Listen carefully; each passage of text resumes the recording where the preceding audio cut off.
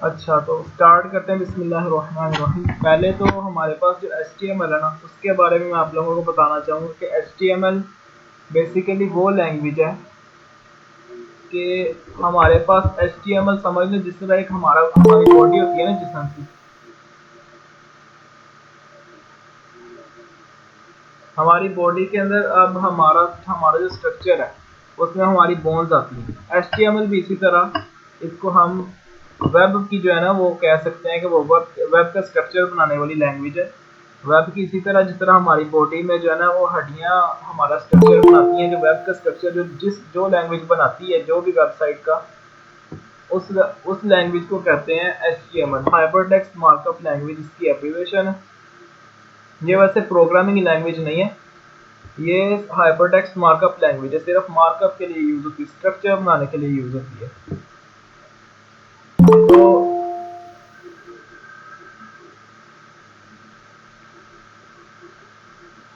हमारे पास ये जो HTML है, ये जो हर वेब डेवलपर होता है बेसिकली वो HTML का एक्सपर्ट होता है। किसी भी वेब डेवलपर से आप पूछ लें, वो जावास्क्रिप्ट का डेवलपर है, जो भी वेब डेवलपमेंट करता है उसको कम से कम HTML के ऊपर पूरी ग्रिप होती है। चाहे वो रेक्ट हो, व्यू जेएस हो, एंगुलर जेएस हो, हर एक में जो है रेक्ट जेएस लाजमी यूज होती है और HTML लाजमी यूज होती है। कोई भी वेब का फ्रेमवर्क है उसमें HTML किसी ना किसी फॉर्म में, रेक्ट में उसका स्ट्रक्चर थोड़ा सा और हो जाता है लेकिन होती बेसिकली HTML यूज होती है। ये जो स्लाइड्स है बेसिकली मैंने ये खुद बनाई है। ये जो बुक है ना, ये web design with HTML CSS John Duckett की बुक है। तो ये काफ़ी अच्छी बुक है, चाहे पुरानी है, लेकिन इसमें जो है ना जिस तरीके से इसने बनाया हुआ है, मैंने बस उसको थोड़ा सा शॉर्ट वे में बस लिखा है। तो ये वाली जो बुक है इसमें ये चैप्टर जो है ना, हमारे पास चैप्टर 9 तक ये HTML डिस्कस की जा रही है, उसके बाद CSS आ जाती है। तो ये HTML और CSS के लिए हमारी वाली बुक है। ठीक है, मैं इसका आपको ये ग्रुप में सेंड कर दूंगा, बल्कि मैं इसका लिंक शेयर कर दूंगा, वहाँ से आप लोग डाउनलोड कर सकेंगे इसको। अब हमारे पास HTML में आ जाता है स्ट्रक्चर के वेब पेज का स्ट्रक्चर किस तरह का होता है। सबसे पहले जो हमारे पास जो मेन कंटेनर होता है ना, जिसके अंदर सारे एलिमेंट्स होते हैं, वो होता है HTML का। ठीक है, अभी मैं बस आपको थोड़ा सा ओवरव्यू दे दूँ, उसके बाद मैं डायरेक्ट जो है ना कोडिंग के ऊपर जा रहा हूँ और वहीं पर हम प्रैक्टिस के साथ जो है ना इसको करेंगे, हैंड्स ऑन प्रैक्टिस के साथ।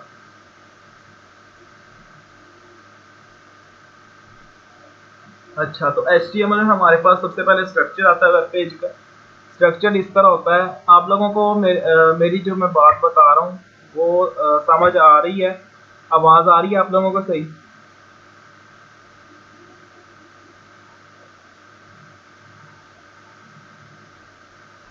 चलें, ठीक। HTML हमारे पास सबसे मेन कंटेनर है। उसके बाद कंटेनर आता है, हमारे पास बॉडी का कंटेनर आता है। और बॉडी के अंदर जितनी भी हमारे पास जो HTML होती है हम लिखते हैं बॉडी के अंदर, बॉडी के कंटेनर के अंदर लिखते हैं। HTML कुछ भी नहीं है, बेसिकली HTML जो है ना वो टैग से रिलेटेड ही है। ठीक है, वो चाहे H1 हो जाए, H2 हो जाए, H3 हो जाए, H4 हो जाए, H5 हो जाए, ये सारे टैग्स हैं। और इन टैग्स को मिला के जो हमारे पास बनती है वो HTML बनती है। और जो कुछ टैग्स हैं वो मैंने लिस्ट आउट किए हुए हैं यहाँ पर।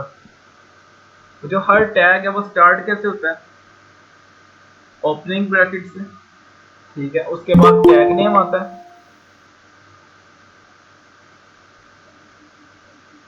और उसके बाद क्लोजिंग, वो यहाँ पर क्लोजिंग ब्रैकेट आ जाता है। और इसी तरह एंड किस तरह होता है, ओपनिंग ब्रैकेट आता है, बैकस्लैश, टैग नेम और उसके बाद क्लोजिंग ब्रैकेट। ये HTML का फॉर्मेट है हर टैग का, जिस तरह HTML का टैग है। अब इसका भी यही फॉर्मेट होगा कि यहाँ पर वो ओपनिंग ब्रैकेट आएगा, टैग नेम आएगा, टैग नेम इसमें HTML है और उसके बाद क्लोजिंग ब्रैकेट, उसी तरह वो जो बैकस्लैश आता है एंड करते हुए, यही इसका फॉर्मेट है। ये जो मेन यूज होते हैं HTML में, टैग HTML हो गया, जो मेन कंटेनर है वो HTML से स्टार्ट होता है। उसके बाद बॉडी हो गया, हेड के अंदर हम वो वाली इंफॉर्मेशन डालते हैं जो कि HTML के वेब पेज पे, जिस तरह ये जो है ना हमारे पास ये हेड है वेब पेज का। ठीक है, ये हमारे पास टाइटल है। अब ये जो टाइटल है ये किसके अंदर जाता है, ये हेड के कंटेनर के अंदर जाएगा। उसके अंदर एक हम एलिमेंट बनाएंगे टाइटल के नाम से। उसके अंदर जो हम लिखेंगे वो हमारे पास यहाँ पर अपेयर होगा, यहाँ पर। अभी हम करके देखते हैं, आप लोगों को ज़्यादा क्लियर हो जाएगा। और उसके बाद हमारे पास कुछ H1 जो हेडिंग है, लार्जेस्ट हेडिंग हमारे पास H1 होती है। उसके बाद सेकंड लार्जेस्ट H2, इसी तरह H3, H4, H5 और H6 जो है ना हमारे पास सबसे जो स्मॉलेस्ट हेडिंग है वो H6 है।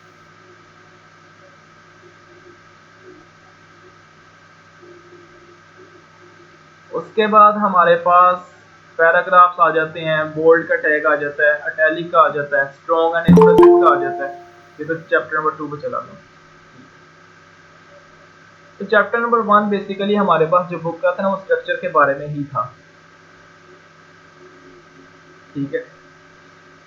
जो structure of a web page है कि HTML का जो पेज का स्ट्रक्चर है वो किस तरह से डिजाइन किया जाता है, वो यही है, उसकी समरी यही है कि HTML एक मेन कंटेनर है।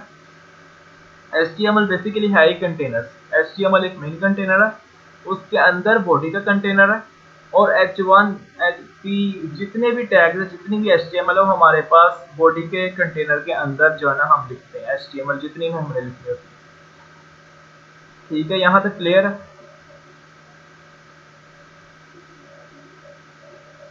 यहाँ तक आप लोगों को क्लियर है? Structure of a web page में कोई आप लोगों को इशू हो?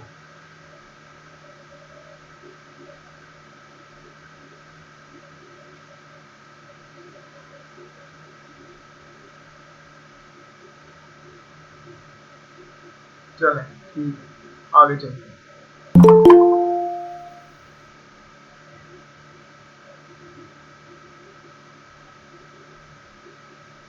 उसके बाद आ जाता है हमारे पास चैप्टर नंबर 2। चैप्टर नंबर 2 में हम क्या डिस्कस करेंगे? हेडिंग्स हैं, पैराग्राफ्स हैं, bold, italic, strong and emphasis का टैग है, subscript, superscript, line breaks, quotations,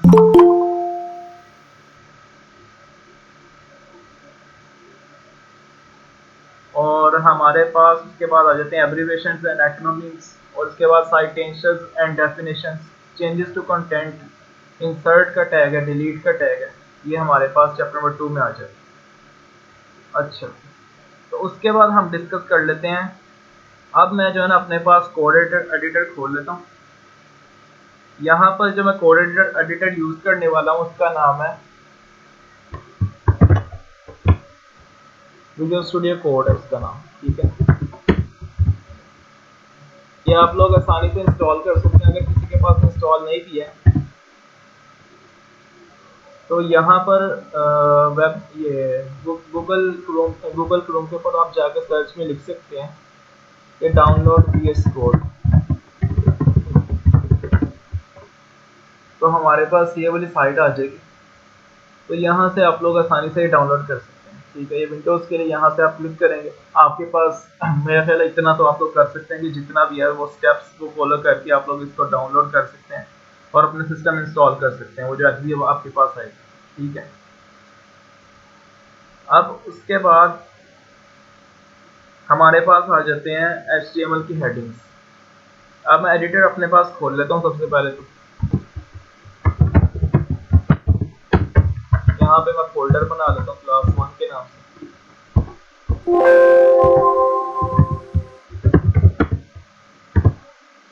जैसे ही आप VS कोड इंस्टॉल करेंगे तो आपके पास जो है ना ये हर जगह पर आप CMD ओपन करके किसी भी पाथ के ऊपर, उसका दूसरा तरीका भी होता है लेकिन मैं इसको फॉलो करता हूँ। CMD ओपन करके यहाँ पर कोड और डॉट प्रेस करेंगे तो इसी जो फोल्डर है, इसी डायरेक्टरी में आपके पास VS कोड ओपन हो जाएगा, ठीक है। उसके बाद अगर आपने कोई नई फाइल क्रिएट करनी है, आप इसके ऊपर क्लिक करेंगे। ये जो आपके पास आइकन नजर आ रहा है, कोई नया फोल्डर आपने क्रिएट करना है, इसके ऊपर क्लिक करेंगे। लेकिन फिलहाल हम एक नई फाइल बना रहे हैं index.html के नाम से। index.html नाम रखना इस वजह से भी जरूरी है क्योंकि जब होस्टिंग करते हैं ना तो index.php हो, इंडेक्स की जो फाइल है वो लाजमी index.html की लाजमी मौजूद होनी चाहिए। अगर index.html की फाइल आपके पास नहीं होगी तो आपकी जो वेबसाइट है या कुछ भी आप होस्ट करना चाहते हैं वो होस्ट सही तरीके से नहीं हो पाएगा। तो index.html इसी वजह से नाम रखते हैं ज़्यादातर, बाकी कोई और नाम भी हो सकता है अगर कोई मेन पेज नहीं है। मेन पेज होता है index.html के नाम से रखते हैं, ठीक है। अब यहाँ पर मैं बेसिकली बिल्कुल अभी मैं जो इसका डिफ़ॉल्ट जो HTML का फॉर्मेट देता है ना, ये एक्सक्लेमेशन मार्क से, मैं उसको नहीं ओपन कर रहा फिलहाल। मैं अभी जो है ना उसी फॉर्मेट को लेकर चल रहा हूँ जितना हमने पढ़ा है। एक HTML का टैग हमने पढ़ा, HTML आ गया, उसके अंदर हमारे पास आ जाता है बॉडी का टैग, ठीक है। अब बॉडी के टैग के अंदर हम लिख लेते हैं बिलफर्स h1, दिस इज हेडिंग 1।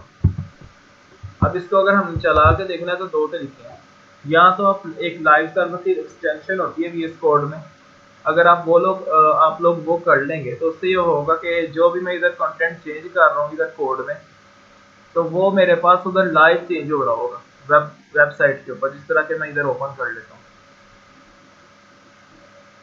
तो अब अगर मैं कोई भी चेंजिंग करता हूँ, यहाँ बिल्कुल मैं चेंज कर रहा हूँ टेक्स्ट, तो इधर जो है ना मेरे पास वो टेक्स्ट लाइव चेंज हो जाएगा, मतलब रियल टाइम के ऊपर। लेकिन अगर आप लोगों के पास वो नहीं है तो आप लोग इस तरह कर सकते हैं कि इसको क्लोज कर दें। यहाँ पर जो वेब पेज क्रिएट हुआ है index.html की जो फाइल क्रिएट हुई है, इसको डबल क्लिक करें, ये एक रूम के अंदर जो है ओपन हो जाएगी, ठीक है। यहाँ तक क्लियर है सबको? यहाँ तक किसी को कोई इशू हो? चले ठीक है, आगे चलते हैं। आगे हमारे पास, जैसा कि मैंने पहले डिस्कस किया था, हमारे पास जो है ना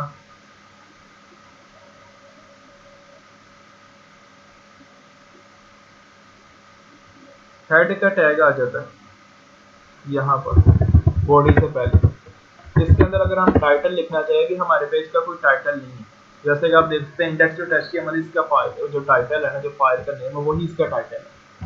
अगर हम यहाँ पर लिख देते हैं this is our first class web page,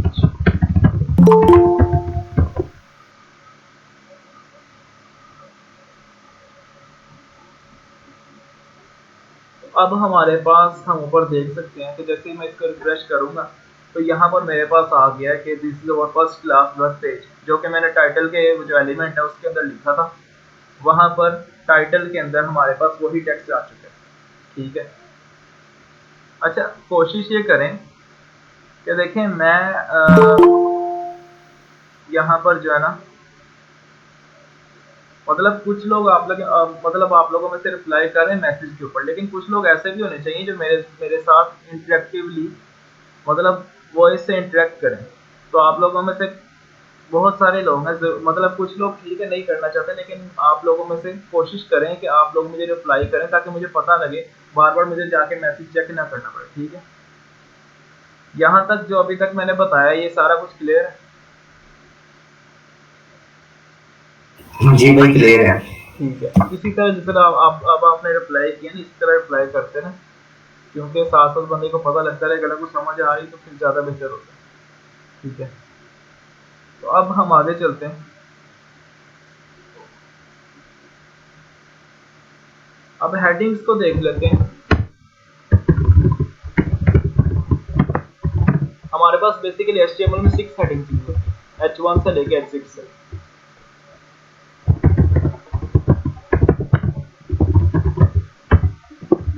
अगर आपने कमेंट करना है तो उसका फॉर्मेट ये है कि वैसे VS कोड में एक्सटेंशन भी होती है, कंट्रोल और क्वेश्चन मार्क आप अगर प्रेस करेंगे तो ये जितना भी किस मतलब किस लैंग्वेज में है ये आपके पास कमेंट हो जाएगा। वैसे कमेंट करने का ये फॉर्मेट है कि ये वाला सिंबल और उसके बाद एक्सक्लेमेशन मार्क, डबल डैश, और इसके बाद डबल डैश दोबारा, और फिर ये वाला सिंबल यानी क्लोजिंग जो ब्रैकेट है ये वाला, और इसके अंदर जो भी आप लिखेंगे ये कमेंट होगा, यानी ये वाला HTML जो है ना साइट वो रेंडर नहीं करेगी, ठीक है। तो कमेंट करने का ये तरीका है। यहाँ पर मैं कमेंट्स लिख रहा हूँ कि ये हमारे पास किस तरह की हेडिंग्स होती है। ये हेडिंग 1 है हमारे पास, इसी तरह हेडिंग 2 आ जाती है,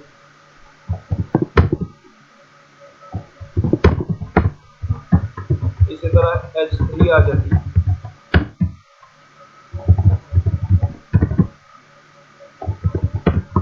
H4, H5, H6।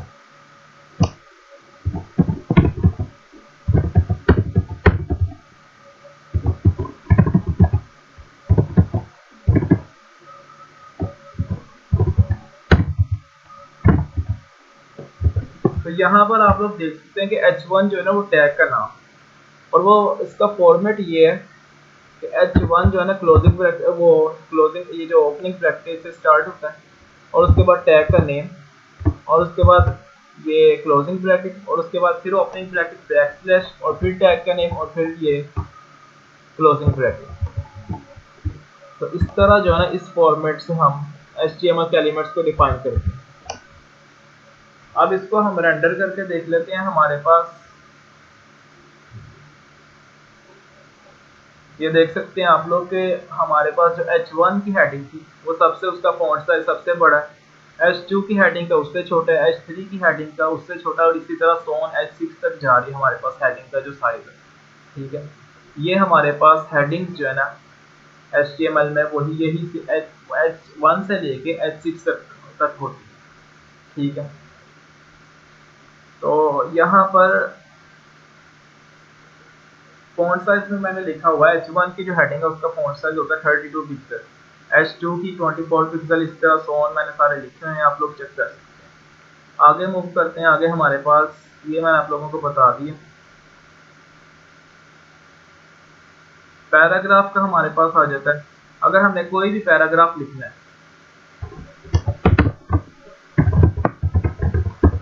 पैराग्राफ उसको P के टैग से हम लिखते हैं।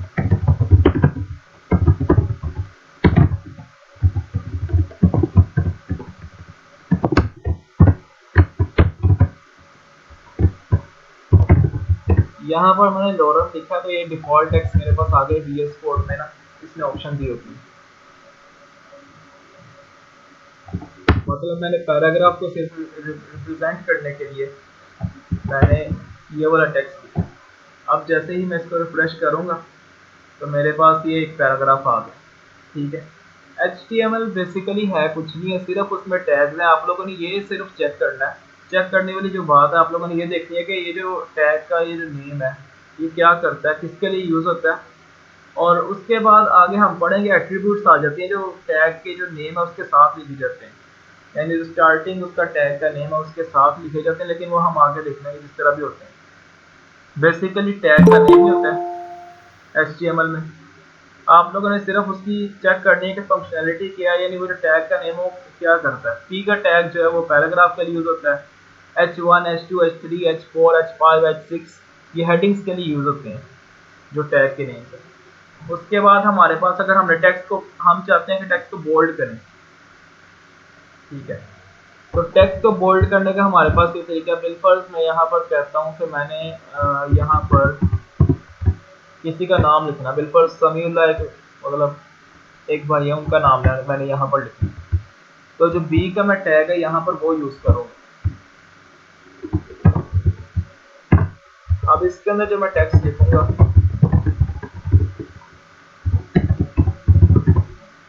मोहम्मद समीउल्लाह बिलफर्ज मैंने लिखा, ये बोल्ड होकर नजर आएगा मुझे। तो यहाँ पर आप लोग देख सकते हैं कि यहाँ पर ये टेक्स्ट मेरे पास बोल्ड हो चुका है। ठीक है, यहाँ तक जो मैंने बताया, यहाँ तक किसी को कोई इशू हो तो वो पूछ सकता है।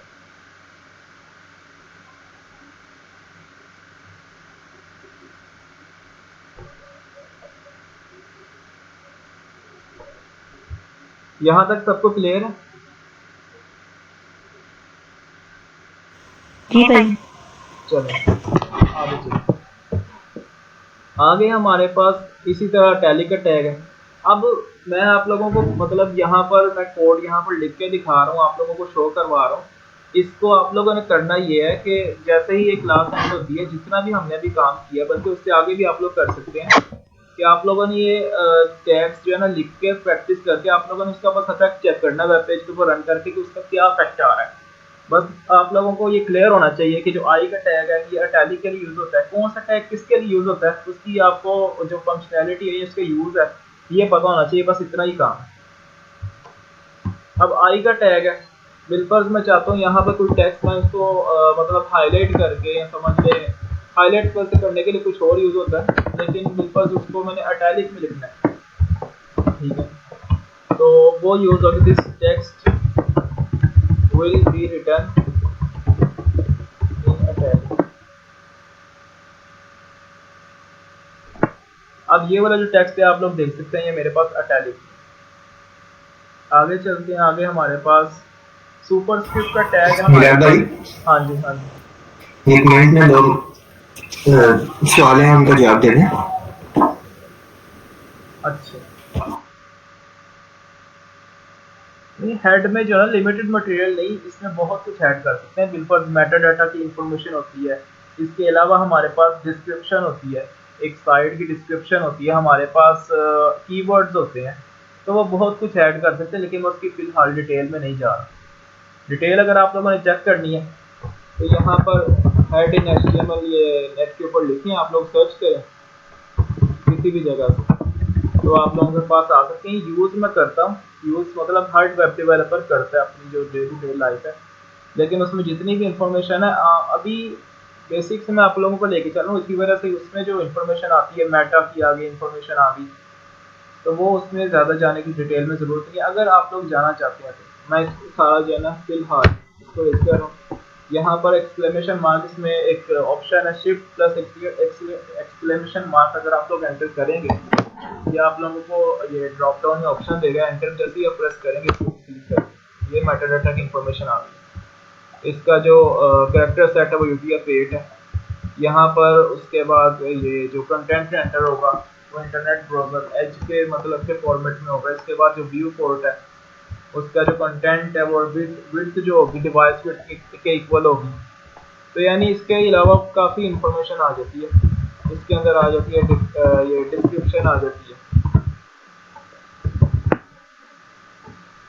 यहाँ पर मतलब कि काफ़ी चीज़ें आ जाती हैं, उसको अभी डिस्कस करने का वो HTML भी है, लेकिन उसको अभी डिस्कस करने का फ़ायदा नहीं।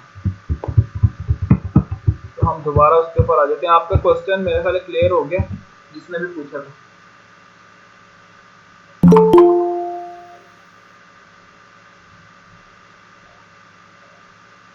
अच्छा, जो लाइव सर्वर का ना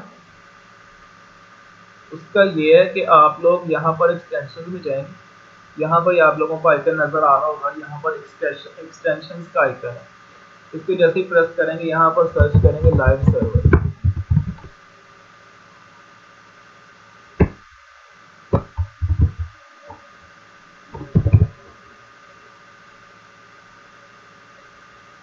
यहाँ पे मेरे पास असल में बेसिकली पहले इंस्टॉल है, इसी वजह से वो सर्च में नहीं आ रहा। ये और एक्सटेंशन, इसको आप लोग सर्च करके जैसे इंस्टॉल करेंगे आप लोगों के पास इंस्टॉल हो जाएगी, और फिर इसके बाद यहाँ पर जाकर इसको राइट क्लिक करेंगे और ये जो मेन्यू खुलेगा यहाँ पे ओपन विद लाइव सर्वर करेंगे, और ये आप लोगों के पास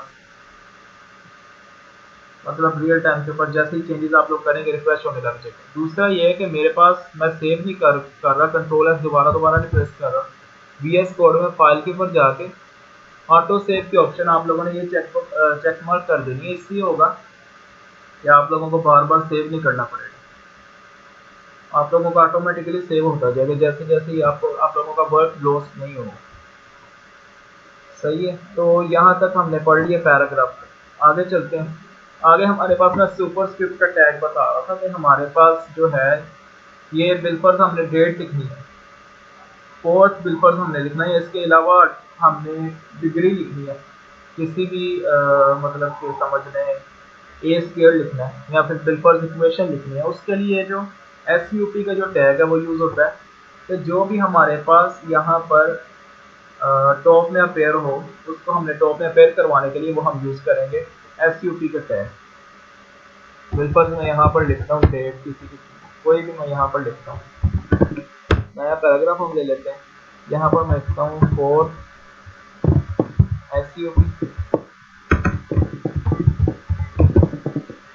पीएच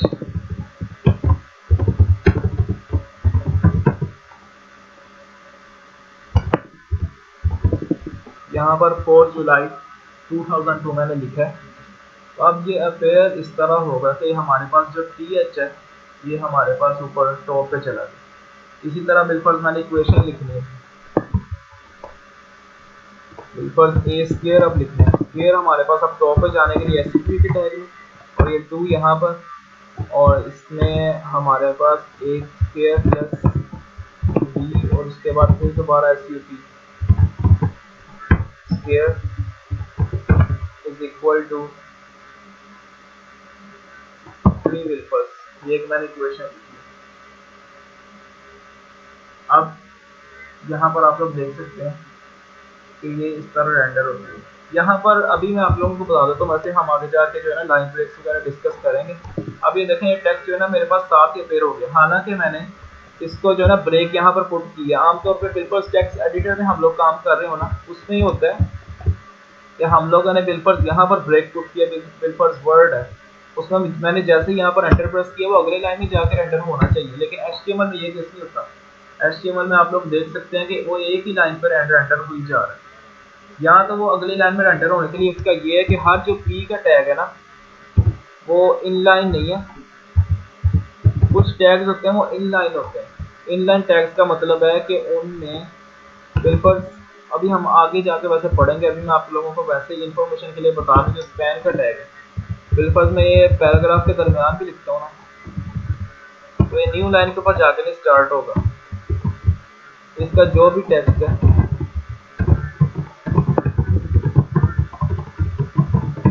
ये सेम लाइन के ऊपर जाके स्टार्ट होगा। इसको नीचे में लिख लेता हूँ ताकि यहाँ पर आप लोगों को क्लियर हो जाए। तो यहाँ पर सेम लाइन के ऊपर स्टार्ट हुआ, लेकिन जो पी का टैग है वो इनलाइन नहीं है। अब ये लाइन ब्रेक के साथ स्टार्ट होगा। तो यहाँ तो अगर आप लोगों ने नेक्स्ट लाइन से स्टार्ट करना, उसके दो तरीके हैं। एक तो ये है कि आप लोग जो पी कोई भी बिल्कुल डिफ का टैग है या पी का टैग है, आप लोग वो वाला इनलाइन टैग ना यूज करें, आप लोग वो वाला यूज करें कि जिससे वो लाइन ब्रेक अगर और वो नेक्स्ट लाइन पे जाके स्टार्ट हो। एक तो ये तरीका है। दूसरा तरीका ये है कि बिल्कुल मैं इसको लिखना चाहता हूँ, अब ये यहाँ पर A square plus B square next line के ऊपर अंडर करवाना चाहता हूँ। यहाँ पर दूसरा तरीका ये है, बी आर का टैग है लाइन ब्रेक, वो यूज कर। ये सेल्फ कुछ टैग्स होते हैं, सेल्फ क्लोजिंग टैग्स होते हैं, जिस तरह बी आर का टैग है, ठीक है। इसमें जो है ना ये सेल्फ क्लोजिंग टैग है, यानी पी का जो टैग है वो तो इस तरह हो रहा है ना कि यहाँ पर ओपनिंग उसकी है यहाँ पर, उसके बाद उसकी क्लोजिंग भी आ रही है। लेकिन जो सेल्फ क्लोजिंग टैग्स होते हैं वो इस तरह होते हैं कि उनमें सिर्फ फॉरवर्ड स्लैश आता है एंड के ऊपर, और उसके बाद टैग का नेम दरमियान में, और उसके बाद जो है ना वो क्लोज हो जाते हैं। उनका इतना ही मतलब कि फॉर्मेट है, उनके लिखने का इतना ही फॉर्मेट। यहाँ पर टैग नेम आना है, ठीक है। ये चीज़ क्लियर है आप लोगों को सेल्फ क्लोजिंग टैग्स के बारे में। अब जैसे ही मैं इसको रेंडर करूंगा तो ये आप लोग देख सकते हैं कि नेक्स्ट लाइन के ऊपर जाकर रेंडर होगा, ठीक है। यहाँ तक किसी को कोई भी इशू हो तो वो पूछ सकता है, उसके बाद हम नेक्स्ट आगे आगे कंटिन्यू करते हैं।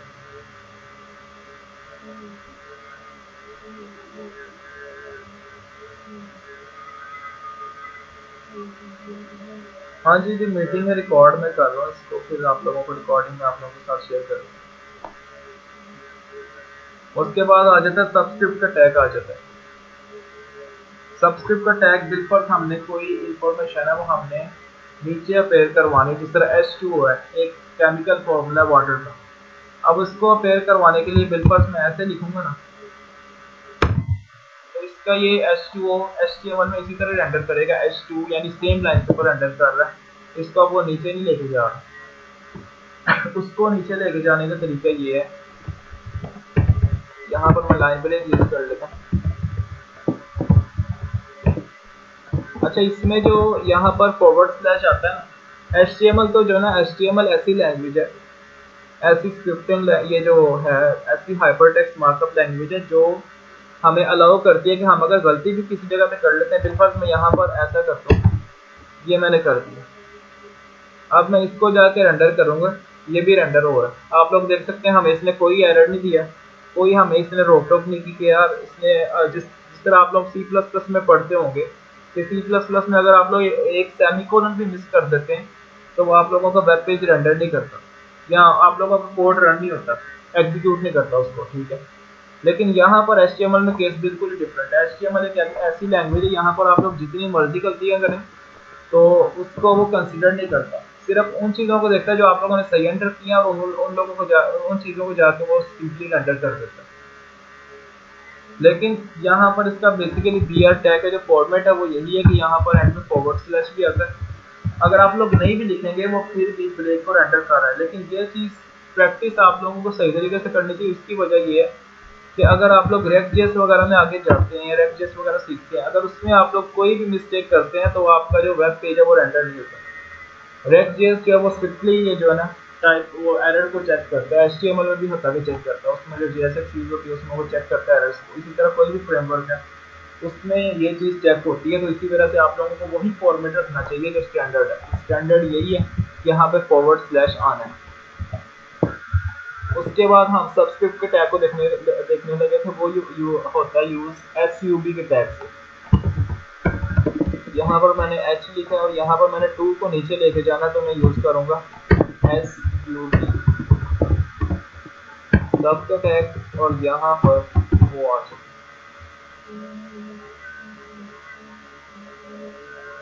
तो ये हमारे पास H2 जो है हमारे पास रेंडर हो चुका है,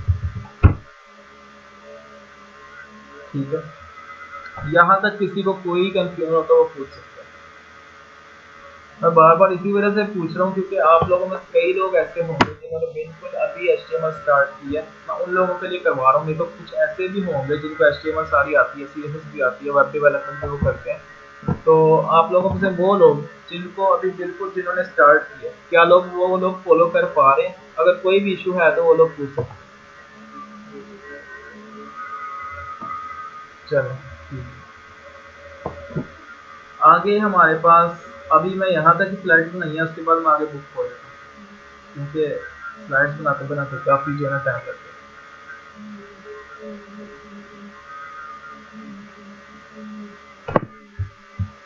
ये बुक चाहे है पुरानी है लेकिन अच्छी लिखी हुई है, तो इसको आप लोग फॉलो कर लीजिएगा। बाकी कहीं से भी पढ़ें, लेकिन बस आप लोगों ने ये देखना है कि HTML का जो टैग का फॉर्मेट है या जो HTML के टैग्स हैं उसकी क्या इंफॉर्मेशन है, वो किस तरह लिखे जाते हैं।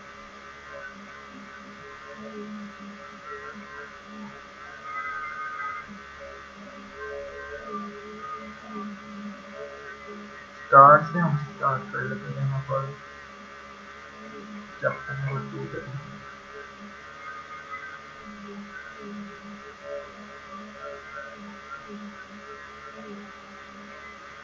स्ट्रक्चर वाला जो ये हम कवर कर चुके हैं। इसके बाद हमारे पास आ जाता है टेक्स्ट वाले चैप्टर पे ध्यान।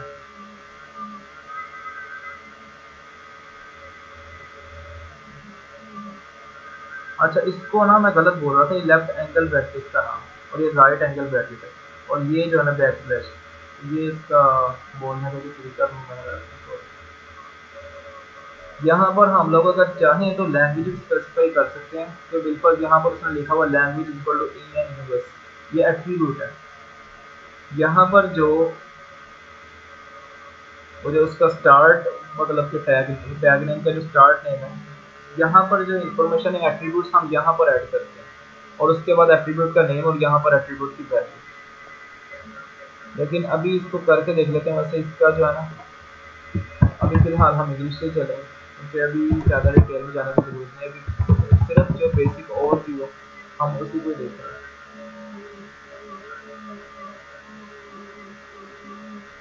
अच्छा, तो अब हम आगे चलिए। बॉडी हेड टाइटल का हम पहले डिस्कस कर चुके हैं। जो टाइटल है मैंने आपको बताया था यहाँ पर अपेयर होता है। जो हेड के अंदर हम टाइटल का लिखते हैं एलिमेंट, उसके अंदर जो टेक्स्ट लिखते हैं वो यहाँ पर अपेयर होता है, टाइटल का जो टेक्स्ट है। और जो बॉडी के अंदर हम जितनी भी HTML लिखते हैं वो हमारे पास बॉडी के ऊपर रेंडर हो जाती है। अब इसने वेब पेज बनाने का तरीका बताया, लेकिन मैंने VS कोड डायरेक्टली यूज़ करवाया, तो आप लोग ये भी यूज़ कर सकते हैं। तो अगर आप लोगों को वैसे बनाना है टेक्स्ट एडिटर से यानी नोटपैड से फाइल बना के, तो वो भी हम देख सकते हैं, लेकिन वो कोई इतना कोई मतलब बड़ा काम नहीं है। बेसिकली हम HTML को सीख रहे हैं तो मैंने उसी को ज़्यादा फोकस किया यहाँ पर। हेडिंग्स, पैराग्राफ्स, इटैलिक्स, बोल्ड, ये सारा कुछ डिस्कस कर चुके हैं। सबस्क्रिप्ट, सुपरस्क्रिप्ट ये भी डिस्कस हो चुका है। अब उसके बाद हमारे पास आ जाती है वाइट स्पेस। यहाँ पर वो ये बता रहा है कि HTML में देखें ना, यहाँ पर द मून इज ड्रिफ्टिंग, अब उसने कितनी ज़्यादा स्पेस छोड़ी है, लेकिन HTML इसको एक ही स्पेस लेगा। हम यहाँ पर करके देख लेते हैं इस चीज़ को। बिल्कुल यहाँ पर मैं लिखता हूँ, चलो यहाँ पर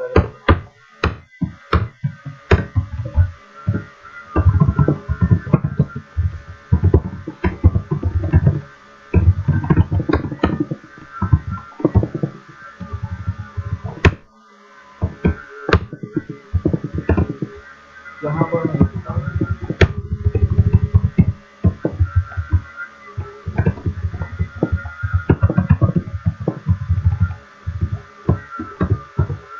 यहाँ पर मैं ज़्यादा सारे लैंग्वेज का यूज़ कर रहा हूँ क्योंकि मैं इसको चाहता हूँ सही तरीके से आप लोगों को विजिबल हो।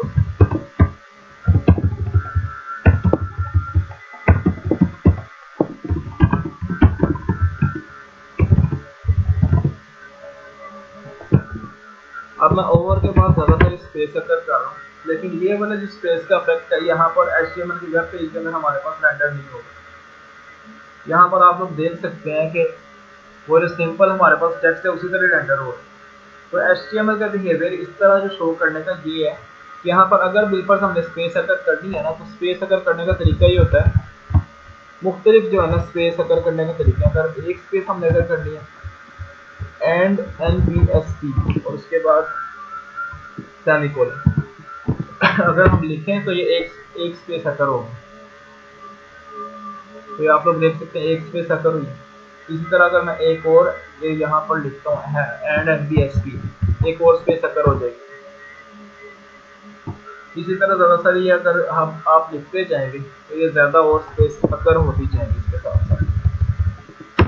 लेकिन ये चीज़ हम आगे जाके देखेंगे। अभी फिलहाल जो बेसिक टैग्स हैं HTML के, हम उसी को डिस्कस कर रहे हैं, तो उसी के ऊपर हम फिलहाल रहते हैं। तो यहाँ पर वो यही चीज़ डिस्कस कर रहा हूँ जो मैंने आप लोगों को करके दिखा दी है कि इसमें स्पेस डालने का फ़र्क नहीं पड़ता और ना ही वैसे लाइन ब्रेक डालने का फ़र्क पड़ता है। तो बिल्कुल मैं यहाँ पर इसको करता हूँ, ये करता ही हूँ कि यहाँ पर ओवर के बाद मैं लाइन ब्रेक अगर यहाँ पर कर देता हूँ, लेकिन वो वाली लाइन ब्रेक का इफेक्ट यहाँ पर बिल्कुल नहीं होगा, वो उसी लाइन के ऊपर रेंडर होगी। अगर आपने लाइन ब्रेक अगर करवाना ही है तो उसका करवाने का तरीका ये है, आप इसी को इसको चाहे आप नेक्स्ट लाइन पे ले जाएं इधर, या आप इसी लाइन के ऊपर रहने दें। अगर आप लोगों ने लाइन ब्रेक अगर करवानी है तो BR का टैग यहाँ पर यूज़ करें और अब जो है ना ये वाला टेक्स्ट नेक्स्ट लाइन के ऊपर जाकर करो।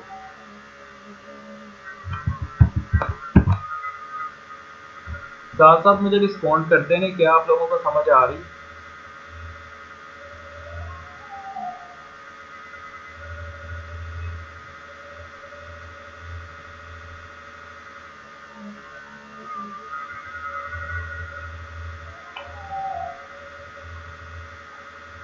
अब बुक जो है ना मैं आप लोगों के साथ शेयर कर दूँगा, इसकी आप लोगों को फिक्र ना करें। समझ आ रही है आप लोगों को जो मैं अभी तक बताया वाइट स्पेस वगैरह के हवाले से HTML में?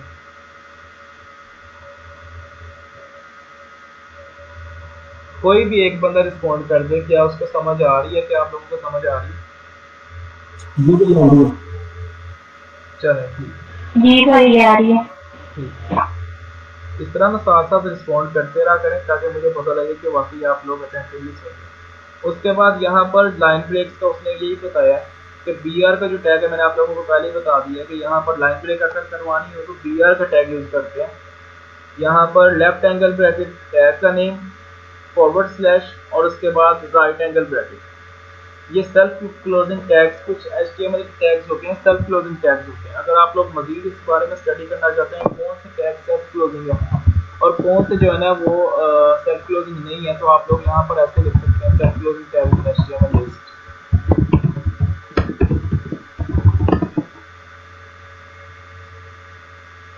तो यहाँ पर काफ़ी ज़्यादा लिस्ट आ गई है मेरे पास सेल्फ क्लोजिंग टैग्स। बिल्कुल एरिया है, बेस है, BR है, अभी हम लोग इन टैग्स को डिस्कस नहीं कर रहे क्योंकि ये आगे जाके इतने, वैसे ये लोग ये टैग्स यूज भी नहीं होते इतने। जो टैग्स यूज होते हैं ना वो इस बुक में डिस्कस किए गए, जितने भी टैग्स फ्रिक्वेंटली यूज होते हैं। तो बाकी जितने भी टैग्स हैं काफ़ी ज़्यादा है। HTML कोई इस तरह नहीं है, कोई भी लैंग्वेज रिस्ट्रिक्टेड नहीं होती। अगर हम उसको ज़्यादा डिटेल में स्टडी करें तो काफ़ी ज़्यादा उसमें इंफॉर्मेशन होती है। हम लोग बेसिक जो इन्फॉर्मेशन है अभी इसी तक रह रहे हैं, तो बाकी आप लोग स्टडी करना चाहें तो आप लोग कर सकते हैं। उसके बाद हमारे पास आ जाता है लाइन ब्रेक अगर करवाने का HR टैग। HR टैग क्या करता है कि हमारे पास, सिंपल मैं एक नया पैराग्राफ शुरू कर रहा हूँ। इंडिया इज ओवर, ये यानी नहीं लिखना चाहिए यहाँ पर, इंडिया इज, चलें,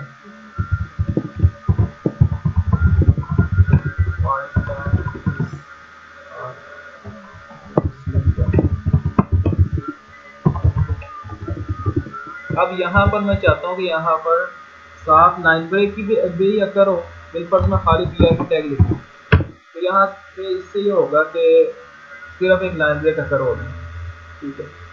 लेकिन इसका मैं चाहता हूँ कि साथ जो है ना मेरे पास एक लाइन भी यहाँ पर शो हो, तो वो हम यूज़ करते हैं HR टैग। HR टैग क्या करता है कि हमारे पास एक लाइन ब्रेक भी अगर कर देता है और साथ साथ यहाँ पर एक लाइन जो है ना उसको भी इनपुट करवा देता है, ठीक है। आगे हम चलते हैं, यहाँ पर उसने विजुअलाइज करके भी दिखाया और रिजल्ट भी दिखाया क्या करते हैं। यहाँ पर उसने कोड भी दिया, आप लोग चाहें तो इसको चला भी सकते हैं, लेकिन मेरी रिकमेंडेशन ये है कि शुरू में जो है कोड कॉपी पेस्ट ना करें। सबसे जो बेहतरीन तरीका है वो एक एक जो टैग है उसकी प्रैक्टिस खुद करें कि बिल्कुल यहाँ पर नोटपैड की फाइल खोल लें, यहाँ पर इस तरह लिखें left angle bracket P right angle bracket हो, उसके बाद दिस इज अ पैराग्राफ जो भी टेक्स्ट लिखना है,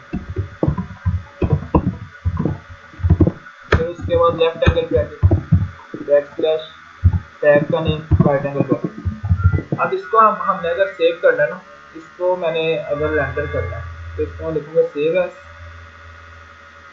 यहाँ पर मैं डेस्कटॉप के ऊपर इसको सेव करना है बिल्कुल। अब TXT के फॉर्मेट से हमने इसको सेव नहीं करना, इसको हमने सेव करना है .html के नाम से। करना ये इसकी जो सेव एज टाइप है वो करना है ऑन फाइल्स, और उसके बाद इसका नाम रखना है प्रैक्टिस बिल्कुल practice.html।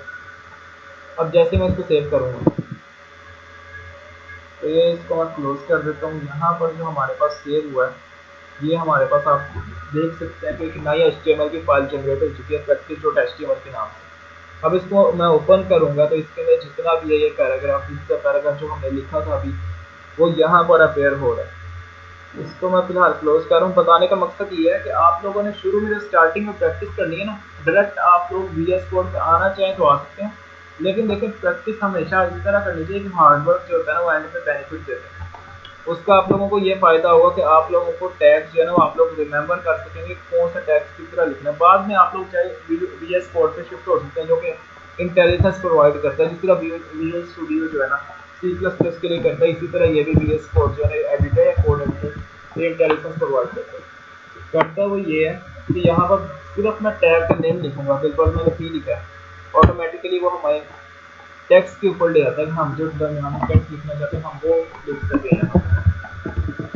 सिमिलर केस हर टैग के साथ VS कोड। लेकिन अगर हम यहाँ पर प्रैक्टिस करेंगे तो उसका हमें ये बेनिफिट होगा कि हमें जो टैग्स के नेम जो उसका फॉर्मेट है HTML का वो हमें रिमेंबर हो जाए। तो बताने का मकसद ये था। अच्छा, इसको मैंने डिलीट कर दिया। अगर आप लोग इसको एडिट करना चाहें, इसको जाके ओपन विद नोटपैड करें तो यहाँ पर आप लोग इसको एडिट कर सकते हैं। H1 this is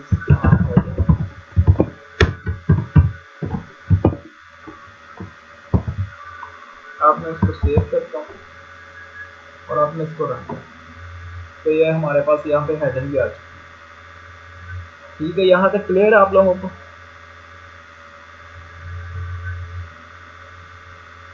अभी जितना भी हम लोग काम कर रहे हैं आप लोगों ने करना ये है कि डायरेक्टली VS कोड के ऊपर नहीं आना। अभी आप लोगों ने नोटपैड के ऊपर प्रैक्टिस करनी है, उसका आप लोगों को फ़ायदा होगा कि आप लोगों को जो HTML का फॉर्मेट है वो आप लोगों को याद हो जाएगा। अच्छा, उसके बाद आगे आ जाते हैं। यही उसने टेक्स्ट एडिटर्स वगैरह के बारे में बताया। VS कोड यहाँ पर मैं यूज़ कर रहा हूँ, आप लोग वही यूज़ कर लीजिएगा, वो अच्छा है। अच्छा, यहाँ पर टेक्स्ट को अगर हम लोगों ने इम्प्रेसाइज करना है, वैसे जो स्ट्रॉन्ग का टैग है ना वो इसलिए यूज़ होता है कि टेक्स्ट को बोल्ड ही करता है। अपीयरेंस में स्ट्रॉन्ग का टैग सिर्फ टेक्स्ट को बोल्ड ही करता है, लेकिन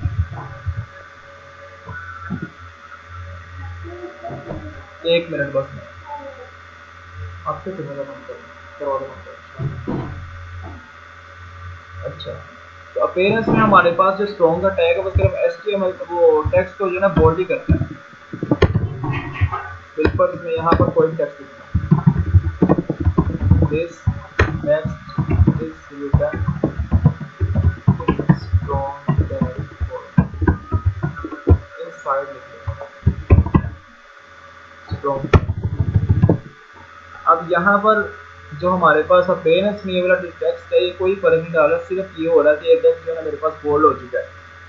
लेकिन ये बेसिकली इसका पर्पस ही होता है स्ट्रॉन्ग टैग का, कि जो ब्लाइंड लोग होते हैं जब कोई भी जो स्पीच टू टेक्स्ट प्रोग्राम है हमारे पास वो रन होता है। बिल्कुल गूगल का आप स्पीच टू टेक्स्ट जो है ना वो प्रोग्राम यूज़ करते हैं, जो उसका सॉफ्टवेयर वो यूज़ करते हैं, तो जो इसको स्ट्रॉन्ग का जहाँ पर भी एचटीएमएल का उसको टैग नज़र आएगा वो ब्लाइंड पीपल के लिए इसको थोड़ा सा एम्फसाइज करके पड़ेगा, यानी इसको थोड़ा सा लाउड कर देगा या इस तरह करके पड़ेगा कि वो जो ब्लाइंड बंदा है उसको पता लग जाएगा कि ये जो इन्फॉर्मेशन है इंपॉर्टेंट है। यानी इंपॉर्टेंट इन्फॉर्मेशन को अगर हमें लिखना है तो स्ट्रॉन्ग टैग के अंदर भी हम लोग लिख सकते हैं। उसके बाद हमारे पास आ जाता है एम्फसाइज का टैग। उसका भी बेसिकली यही मतलब है, इसका इतना कोई खास मतलब कोई काम नहीं है, ये भी इटैलिक करने के लिए यूज़ होता है, तो वैसे एम्फसाइज करेगा। जिस तरह कि मैंने आप लोगों को पहले एग्जांपल दी है कि अगर एक ब्लाइंड बंदा है वो देख नहीं सकता तो उसको एम्फसाइज करके बताया जाएगा। जब स्पीच टू टेक्स्ट जो प्रोग्राम है वो हमारे पास पढ़ेगा उसको एम्फसाइज करके टेक्स्ट को बताएगा ये टेक्स्ट इंपॉर्टेंट है। बाकी अपीयरेंस में अगर ईएम का जो टैग है वो टेक्स्ट को सिर्फ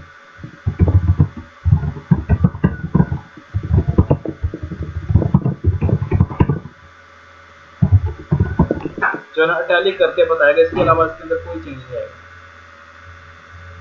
तो आप लोग देख सकते हैं सिर्फ इटैलिक कर टेक्स्ट को, यहाँ पर भी इटैलिक किया गया है, यहाँ पर भी इटैलिक किया गया है।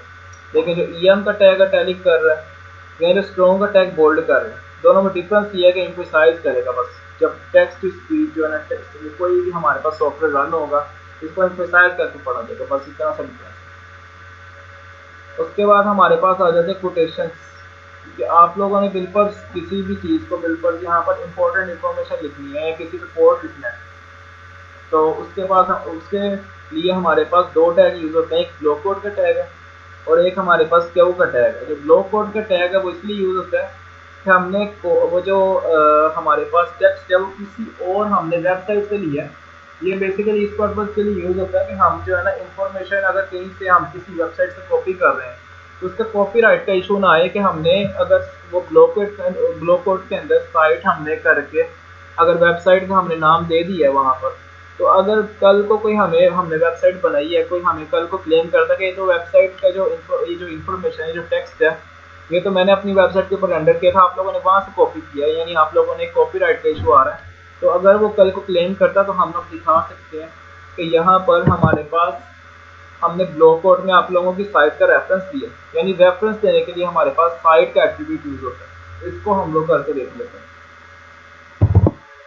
ब्लॉक कोड यहाँ पर साइट इज इक्वल टू, मैं बिल्कुल किसी भी जो है ना विकिपीडिया पे जाता हूँ यहाँ पर और टेक्स्ट जो है ना मैं जाके कॉपी करता हूँ।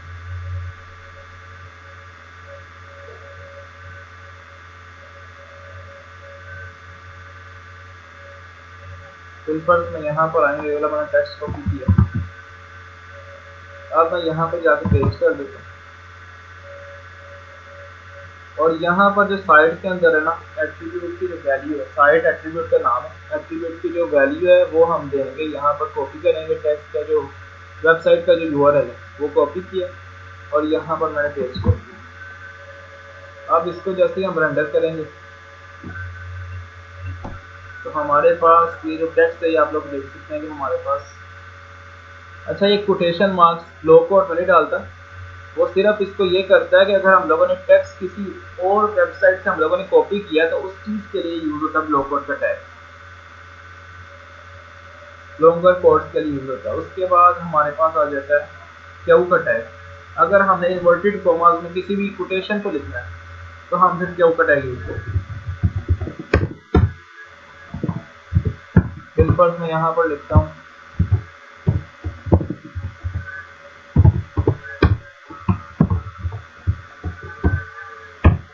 इसको मैं जो है ना क्यू के टैग को मैं पैराग्राफ के अंदर ही लिख देता हूँ, बल्कि पैराग्राफ के अंदर ही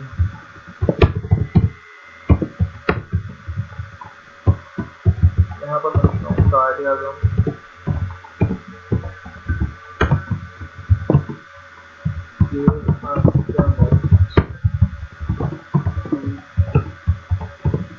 अब मैं मतलब यहाँ पर कोटेशन लिखने लगा तो यहाँ पर मैं लिख सकता हूँ वर्ड वर्ड एंड वर्ड। ये मेरे पास कोटेशन हो गया। अब यहाँ पर जो क्यू के अंदर जितनी भी हमने टेक्स्ट जो भी हमने टेक्स्ट लिखे जो भी हमने इंफॉर्मेशन लिखी है वो हमारे पास कोटेशन मार्क्स में यहाँ पर इन्वर्टेड कॉमास में रेंडर होगी। ठीक है, तो आप लोग देख सकते हैं इस तरह से जो इन्फॉर्मेशन है वो हमारे पास रेंडर हो रही है। अगर हम लोगों ने कोई भी कोड लिखना है तो क्या ऊपर टैग लिखेगा। उसके बाद आगे आ जाते हैं एब्रीवेशंस। एब्रीवेशंस के लिए हमारे पास बिल्पर्स को पैसर की हमने एब्रीवेशन बनानी क्या बनेगी PROS, ये एक एब्रीवेशन बन गई। इसको हमें अगर रेंडर करना है तो हम क्या करेंगे,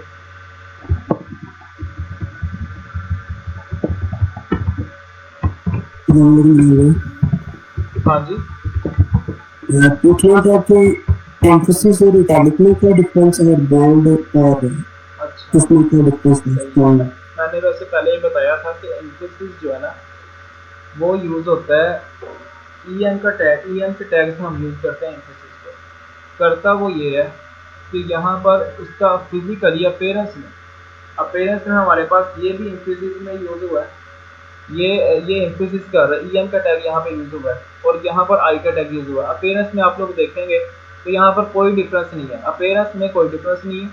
बैकएंड पे इसका मतलब डिफरेंस ये होता है बेसिकली कि जब टेक्स्ट टू स्पीच हम कोई भी टेक्स्ट HTML का बिल्कुल यहाँ पर हम इसको मैं टेक्स्ट टू स्पीच में ये वाली वेबसाइट में दे देता हूँ जो मैं बना रहा हूँ और यहाँ पर मैं इसको कहता हूँ कि ये मुझे टेक्स्ट टू जो स्पीच हमारे पास सॉफ्टवेयर इसको मुझे बोल के बताएगा। तो जो ब्लाइंड पीपल होते हैं उनके लिए ये वाले टैग यूज होते हैं। जो अच्छी वेबसाइट्स होते हैं वो इन चीज़ों को मतलब कंसिडर करती हैं और बोल्ड की जगह वो यूज़ करते हैं स्ट्रॉन्ग, और वो जो अटैलिक की जगह वो EM का टैग यूज़ करते हैं। उससे ये होता है कि जो बोल्ड ब्लाइंड पीपल हैं उनके लिए जब ये टेक्स्ट रीड किया जाएगा तो उसको थोड़ा सा एम्फसाइज करके पड़ेगा। स्ट्रॉन्ग का जहाँ पे भी टैग आएगा देखने में बोल्ड होगा, मतलब बोल्ड में बी वाले टैग में स्ट्रॉन्ग वाले टैग में कोई डिफरेंस नहीं होगा। अपीयरेंस में सिर्फ ये होगा कि जहाँ पे स्ट्रॉन्ग का टैग होगा इन्फॉर्मेशन देखने में बोल्ड होगी, जबकि वो जो टेक्स्ट जब पढ़ेगा टेक्स्ट टू स्पीच वाला उसको थोड़ा सा एम्फसाइज करके पढ़ेगा। यही केस EM के टैग में। ठीक है, तो आपको इस चीज़ का मेरे ख्याल में क्लियर हो गया होगा। अगर अभी भी कोई कंफ्यूजन है तो आप पूछ सकते हैं। अच्छा, आगे एब्रीविएशन का मैंने आपको बता रहा था कि इसके अंदर ABR इसका टैग का नाम है। एब्रीविएशन अगर हमने कोई भी लिखनी है और उसके साथ आ जाता है हमारे पास टाइटल का जो है ना एट्रीब्यूट उसके साथ आ जाता है। ये एक्रोनिम अब इस वक्त हम जो है ना HTML4 पढ़ रहे हैं, HTML5 को हम HTML5 को सॉरी हम कंसीडर कर रहे हैं, HTML4 को हम कंसीडर नहीं कर रहे। जो लेटेस्ट जो है वो HTML5 ही यूज़ हो रही है, शायद इसके बाद भी कोई आ गई है, लेकिन HTML5 जो है ना स्टैंडर्ड वही चलती है। अब एक्रोनिम का टैग भी वही काम करता है, लेकिन इसको हम बाद में देखते हैं। पहले ये जो एप्लीकेशन का टैग इसको देखते हैं। यहाँ पर बिल्कुल ARR का टैग यूज़ करता हूँ।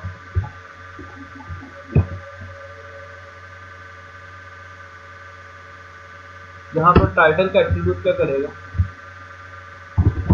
TROS टाइटल का टैग एक टूल टिप के तौर पे हमें जो इन्फॉर्मेशन टाइटल की जो एट्रीब्यूट की जो वैल्यू है वो मैं लिख रहा हूँ यहाँ पर दिस। यहाँ पर चलें मैं इसका पूरा मतलब के लिख देता हूँ, तो शॉर्टकट जो हमें लिखा है ये प्रोसेस। अब मैं जैसे इसके ऊपर होवर करूँगा एट्रीब्यूट पर, वो क्या करेगा कि मुझे इसको मतलब ये देखिए टूल टिप के तौर पर इसने यहाँ पर दिखा दिया जो टाइटल के अंदर हमने एट्रीब्यूट की वैल्यू देखी, यानी प्रोफेसर यहाँ पर वो शो कर है। ठीक है, ये चीज़ क्लियर है आप लोगों को। ये जो एब्रीविएशन का मैंने आप लोगों को बताया है, ये चीज़ आप लोगों को क्लियर है, इसमें कोई कंफ्यूजन तो नहीं?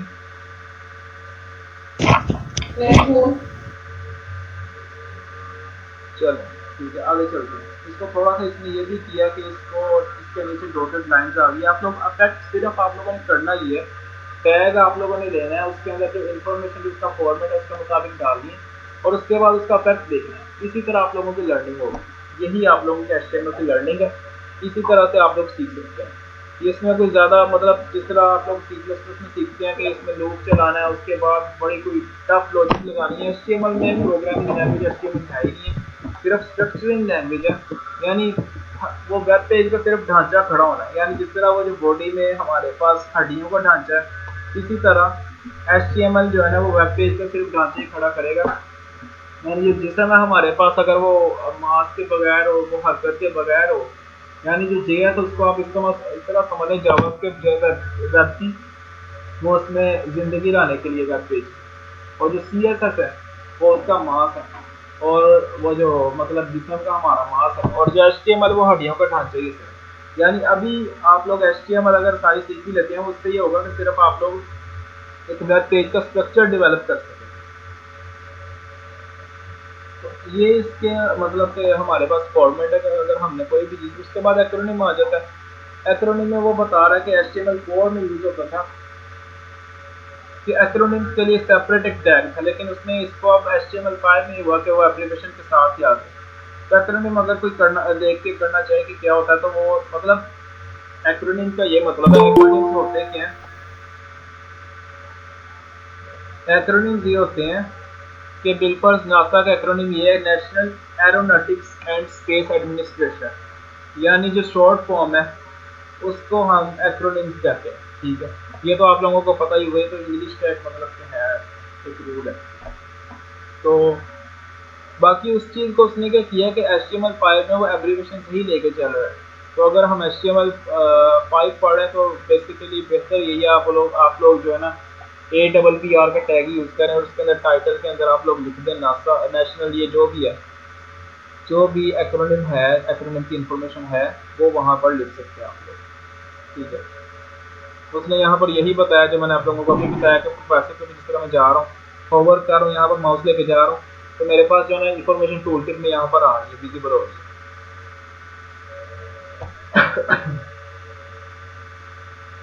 अच्छा, उसके बाद आ जाता है साइट का टैग।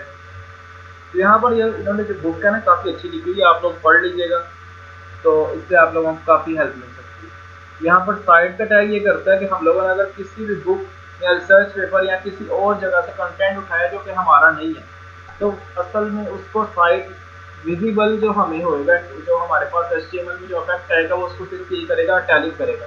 लेकिन जो असल उसका मेन पर्पज़ है वो ये करेगा, जैसे ही गूगल इसको सर्च करेगा या इंडेक्स मतलब इंडेक्सिंग करेगा, तो होता ये है कि SEO में, सर्च इंजन ऑप्टिमाइजेशन में, हमारे पास गूगल उन वेब पेज को रैंक ऊपर नहीं करता, उनका रैंक नीचे रखता है जिनके अंदर इंफॉर्मेशन ज़्यादा कॉपीड होती है।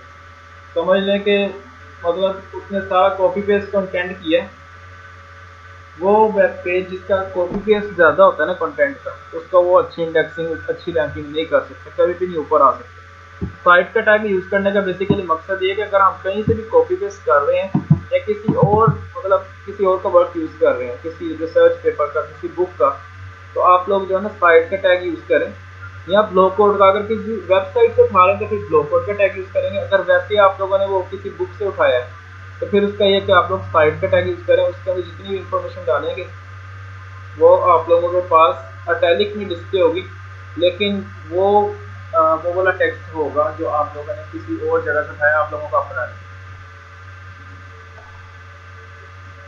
उसके बाद हमारे पास आ जाता है डेफिनेशन। डेफिनेशंस लिखने के लिए बिल्कुल कोई भी हम डेफिनेशन लिखते हैं, ब्लैक होल की डेफिनेशन यहाँ से मैं कॉपी कर लेता हूँ बिल्कुल। ये मैं कोड कॉपी कर रहा हूँ, यहाँ पर DFN के जो टैग है डेफिनेशन का यूज है, उसको यहाँ पर करके देख लेते हैं।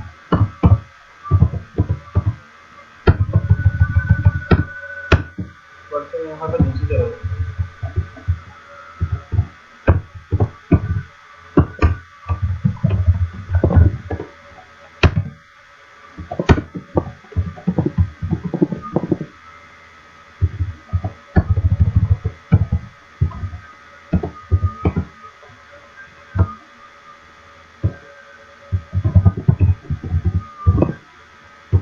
लैग खोल के हमारे पास एक डेफिनेशन है। जो डेफिनेशन का नाम है वो सिर्फ हमने लिखना है DFN के टैग के अंदर। बाकी जो डेफिनेशन वो पी के चाहे पैराग्राफ में लिखें, चाहे आप लोग डिफ में लिखें, जिसमें भी लिखें वो आप लोगों को अपनी मर्जी। सिंपल इसको पी में लिखें। यानी जो डेफिनेशन का समझने जो मतलब जो भी डेफिनेशन है उसका जो कंटेंट है वो आप लोगों ने पी में लिखना है, और जो डेफिनेशन का नाम है वो आप लोगों ने DFN के टैग। अब यहाँ पर बेसिकली उसने किया यही है कि उसने यहाँ पर उसको टैली कर दिया। बाकी देखने में कोई खास डिफरेंस आप लोग देख सकते हैं नहीं। बेसिकली जो टैग्स हैं, अगर आप लोग सही तरीके से टैग्स यूज़ करेंगे तो वो जो वेब पेज की इंडेक्सिंग होती है, दूसरा है कि बेस्ट प्रैक्टिस अगर आप लोग यूज़ करेंगे, जो वेब पेज की इंडेक्सिंग होती है ना, ये SEO वगैरह या जो सर्च इंजन ऑप्टिमाइजेशन में जो रैंकिंग होती है वो उसको अच्छी मिल सकती है अगर आप लोग अच्छी मतलब के समझ अप्रोच के साथ जो टैग जिस काम के लिए है वो उस तरह यूज़ करेंगे। या अगर आप लोग सिंपल आप लोगों ने डेफिनेशन ही लिखनी थी, आप लोगों ने किया ये है तो ये भी तो हो सकता था बटाली भी करना ना, इसके बड़े तरीके हैं, आप लोग करते किए हैं, ये भी हो सकता था। आप लोग करते यहाँ पर आई, ये भी हो सकता था। लेकिन अप्रोच आप लोगों ने वो यूज़ करनी है कि इसका बेसिकली अगर डेफिनेशन है वो DFN से ही करें, ज़्यादा बेटर है। उसका ये होगा कि आप लोगों को एक मतलब स्टैंडर्डाइज जो वे है उस तरीके से आप लोग चल सकते। बाकी आप लोगों की अपनी मर्जी है कि जिस तरह भी चले, लेकिन बेहतर यही है। उसके बाद आ जाता है हमारे पास, बस थोड़ा सा रह गया उसके बाद, क्योंकि 9 बज गया, अभी 1 घंटा तो हो चुका है। एड्रेस का टैग हमारे पास आ जाता है। एड्रेस का बेसिकली जो टैग है ना उसके अंदर आप कोई भी फ़ोन नंबर या समझ लें एड्रेस या मेल कुछ भी आप लोग डाल सकते हैं। एड्रेस अगर आप लोगों ने किसी को मतलब कि किसी की मेल लिखनी है और यहाँ पर उसको क्लिक करके तो आप लोग उसको मेल सेंड करना चाहते हैं, उसका तरीका ये है कि आप लोग लिखें एक टैग। एक टैग होता है ये यूज जो होता है ना वो लिंक के लिए होता है। HREF के अंदर आप लोग लिखेंगे मेल टू,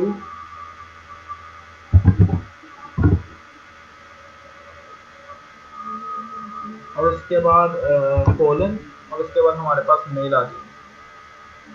मेल बिल्पर्स में यहाँ पर कर देता हूँ।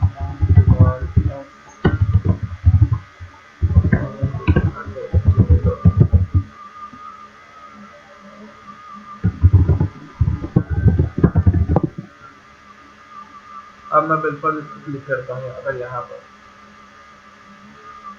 तो इस मतलब के लिंक को क्लिक करते ही हमारे पास उसने ऑप्शन मुझे दे दिया कि मैं किसी भी जो मेरे पास हमारे जो ईमेल का सर्वर में यूज़ करता हूँ आमतौर पे वहाँ से ईमेल सेंड कर सकूँ। मेरे पास मैं याहू से, गूगल से, जिस मर्जी जो मेरा डिफ़ॉल्ट है ना उससे मैं यूज़ कर सकता हूँ, तो मेरा मेल का जो है ना वो ओपन हो जाएगा मेरे पास। वहाँ पर मैं जाके ईमेल लिखूँगा और जो भी आगे वो सिर्फ हमारे पास ईमेल की ऐप को ओपन करने के लिए चीज़ यूज़ होती है। उसके बाद यहाँ पर एड्रेस में हम लोग फ़ोन नंबर वगैरह, ये बेसिकली एड्रेस का जो मेरे पास टैग है ना वो फूटर में ज़्यादातर यूज़ होता होगा, यहाँ पर हेडर में भी यूज़ हो सकते हैं।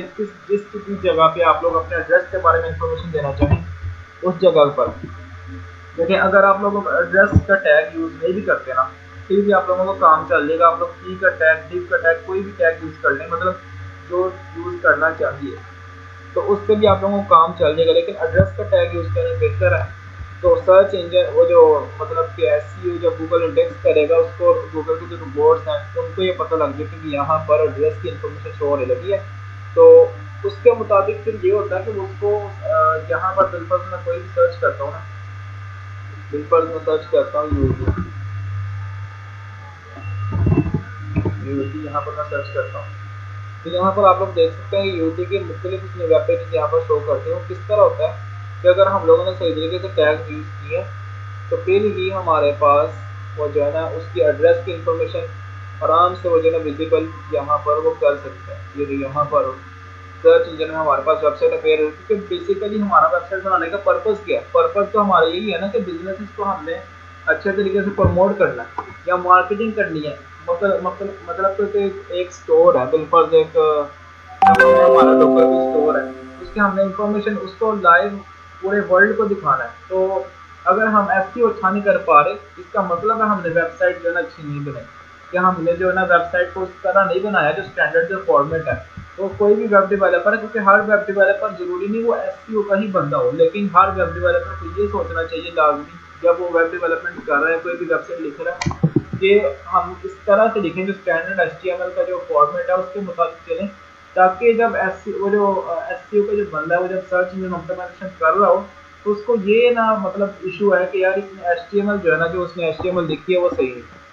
तो इस चीज़ को कंसिडर करते हुए आप लोगों ने एचटीएमएल का जो स्टैंडर्ड फॉर्मेट है उसके मुताबिक चलना। उसके बाद बिल पर आप लोगों ने किस जगह पे देखा होगा, बिल पर मैं यहाँ पर दराज में जाता हूँ। दराज की जो वेबसाइट है यहाँ पर उन्होंने कुछ जो है ना वो दी होंगी आइटम्स, उसके ऊपर से जो प्राइस है वो रेज करके, जिस तरह देखिए यहाँ पर उसने क्या किया है, मुझे बता रहा है कि जी मैं डिस्काउंट जो है ना, पहले जो उसकी प्राइस थी वो 2499 थी, अब उसकी प्राइस होगी 4711 तो यानी इस चीज़ को एम्फेसाइज करने के लिए हम यूज़ करते हैं डिलीट का टैग, DEL के नाम से डिलीट का टैग हम यूज़ करते हैं। कोई भी हम चीज़ उसको मतलब कि रेज करने के लिए, बिलफर्स इट वाज द वर्स, अब वर्स मैं यहाँ पर रिमूव शो करवाना चाहता हूँ, बिलफर्स मैं कोई भी प्राइस, चल प्राइस से चल ले लो,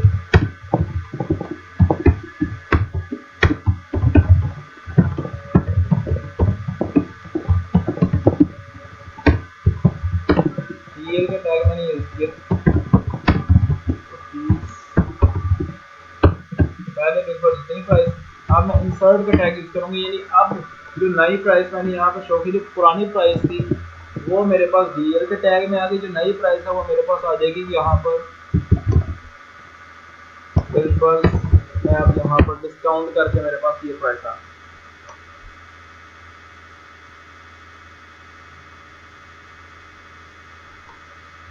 तो यहाँ पर आप लोग देख सकते हैं जो इसकी इंफॉर्मेशन है, यहाँ पर इसके ऊपर एक लाइन आ गई जो शो कर रही है कि ये जो इन्फॉर्मेशन है ये वैलिड नहीं है, पुरानी इन्फॉर्मेशन, अब जो नई इन्फॉर्मेशन है वो इंसर्ट के टैग में लिख चुका हूँ। तो इसका जो है ना ये यूज है इंसर्ट और डिलीट का। उसके बाद आ जाता है एस का टैग। एस का टैग भी बेसिकली वही सेम चीज़ है जो डिलीट का टैग है। एस का टैग करके देख लेते हैं, ये बेसिकली इन्फॉर्मेशन कोई भी अगर इनवैलिड है, जिस तरह के पहले DEL के टैग में, यानी पहले जो प्राइस थी वो इतनी थी, उसके बाद इतनी होगी, एस और वो जो DEL का टैग है इसकी जो फंक्शनैलिटी है वो सेम है। यहाँ पर बिल्कुल मैं करता हूँ this text, this information is no longer well.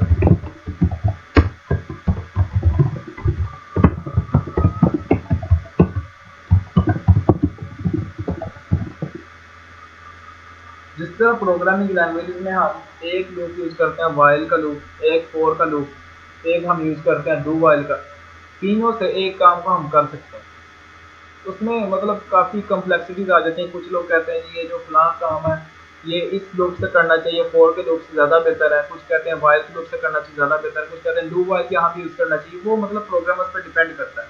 तो इसी तरह वेब डेवलपमेंट में भी हमारे पास बहुत सारे टैग एक चीज़ को करने के लिए होते हैं, जिस तरह के हम पहले पढ़ चुके हैं, आई का टैग भी इटैलिक ही कर देता है, EM का टैग भी इटैलिक ही करता है। इसके बाद जो हमारे पास और भी काफ़ी टैग हैं जिस तरह हम पहले पढ़ चुके हैं वो इटैलिक ही करते हैं टेक्स्ट को।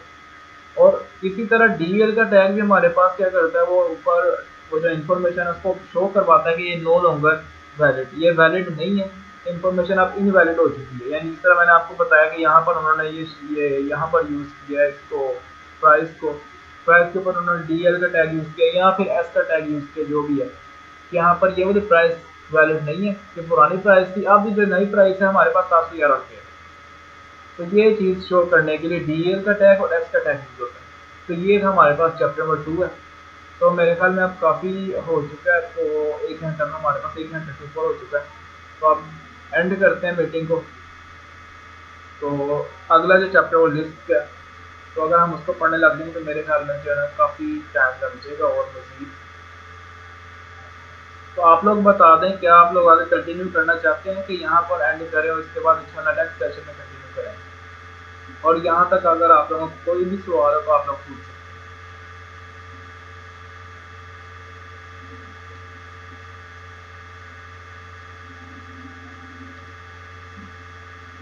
हाँ जी, जो बुक है वो मैं आपको ग्रुप में जाना सेंड कर दूंगा। तो इंशाल्लाह नेक्स्ट सेशन में फिर कंटिन्यू करते हैं। एनएफ इतना चैप्टर 2 चैप्टर्स हमने कर लिए हैं। तो अब आप लोगों ने करना ये है कि आप लोगों ने ये जो बुक है या आप लोगों ने स्टडी कर लेनी है, और जितना भी कंटेंट है जो हमने अभी तक कवर किया है यहाँ तक चैप्टर नंबर 2 तक आप लोगों ने वो पढ़ लेना। आगे नेक्स्ट चैप्टर्स बेहतर ये है कि आप लोग सेल्फ स्टडी करें, क्योंकि सेल्फ स्टडी करने वाले ही आगे जो है ना बेहतर डेवलपर बन सकते हैं। मैं तो यहाँ पर आप लोगों को सिर्फ एक पाथ ही देने के लिए आया हूँ कि आप लोगों ने पढ़ना इस तरह है। बाकी आप लोग जहाँ से भी पढ़ें, इसके अलावा भी रिसोर्सेज हैं। W3 स्कूल है बिल्पर्स में यहाँ पे लिखता हूँ W3 स्कूल HTML। तो ये आप लोग यहाँ से भी कर सकते हैं, मतलब करना आप लोगों ने जहाँ से भी करें, लेकिन आप लोगों को पता होना चाहिए इन्फॉर्मेशन क्या है। यहाँ पे क्विज दिया बिल्पर्स, यहाँ पर वो बता रहा है add a tool tip to the paragraph. अब मैंने आप लोगों को जिस तरह पहले बताया कि टूल टिप ऐड करने के लिए क्या यूज होता है, टाइटल का वो जो एट्रीब्यूट है वो यूज होता है, उसके अंदर जो वैल्यू है वो यूज होती है। अब मैं जैसे इसको सबमिट करता हूँ, सबमिट आंसर करेक्ट, नेक्स्ट पे जाएं। तो इसी तरह आप लोग HTML सीख के उसके बाद इसको प्रैक्टिस भी करें, लाजमी करें प्रैक्टिस के। इसकी इमेज की अभी हम लोगों ने इमेज वगैरह वैसे पढ़ी नहीं है कि इमेज की विड्थ हाइट है वो पिक्सल्स में होती है, वो अभी मैं इसके ऊपर नहीं जा रहा। बताने का मकसद बेसिक ये है कि आप लोग जहाँ से भी पढ़ें HTML एलिमेंट्स, इसमें सारी इन्फॉर्मेशन दी है। HTML एलिमेंट्स क्या होते हैं, एट्रीब्यूट्स क्या होते हैं, ये जो मतलब नाम है ये एक एट्रीब्यूट है। इस तरह हेडिंग्स क्या होती हैं, जिस तरह के हम पहले डिस्कस कर चुके हैं, 6 हेडिंग्स हैं, paragraphs, formatting, quotations, comments, HTML colours. HTML के कलर्स होते हैं जो हमने डिस्कस नहीं की है। तो यहाँ से भी आप लोग पढ़ सकते हैं। इसके अलावा भी काफ़ी जो है ना रिसोर्सेज हैं, ठीक है। तो आज का आप लोग बताएं कि आप लोगों को क्या क्लियर था कि चीज़ों का, कि यहाँ पर जहाँ तक कोई इशू हो तो आप लोग बता सकते हैं।